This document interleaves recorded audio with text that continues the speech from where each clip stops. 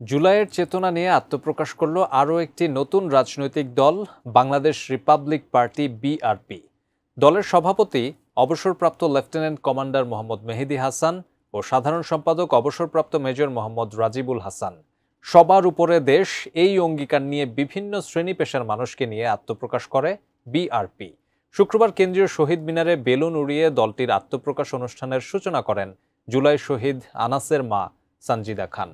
এরপর দলটির আংশিক কমিটিও ঘোষণা করেন তিনি। দলের সভাপতি লেফটেন্যান্ট কমান্ডার মোহাম্মদ মেহেদী হাসান বলেন, ক্ষমতা ও ভোটের রাজনীতি নয়, জনগণের রাজনীতি করতে চায় তার দল। এ সময় সরকারকে প্রয়োজনীয় সংস্কার শেষ করার আহ্বান জানান তিনি।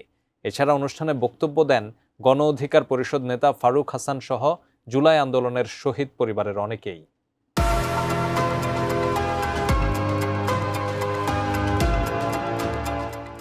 রাজনীতি যারা দুর্নীতিবাজ রাজনীতি করতেছেন না, যারা চাঁদাবাজি রাজনীতি করতেছেন না,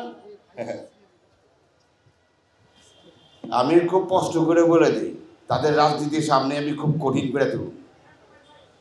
আপনি আজকে আমাদের অনুষ্ঠানের লোক সংখ্যা কম দেখে মনে করেন না যে আমরা নতুন দল করে যে আমরা এখানে বসে থাকা কিন্তু লোক না। কিন্তু আর কষ্ট একটা কথা মনে রাখেন, প্রধান যা ভালো করেছে, বাংলাদেশে আমি রাজনীতি দেখাই দিব। আমরা বিআরপি এটা যে কেমন দল হইব, চেয়ারে যাওয়ার দল হইব না রে। চেয়ারে যারা যাবি তখন মানুষ করে ছাড়বে।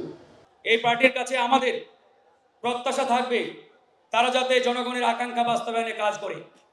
শুধুমাত্র নাম সর্বস্ব পার্টি হয়ে ওই ব্যানারের মতো যাতে তারা না থাকে, জনগণের আকাঙ্ক্ষা বাস্তবায়নে, জনগণের কল্যাণে তারা সারা বাংলাদেশে ছড়িয়ে পড়ে এবং কাজ করে।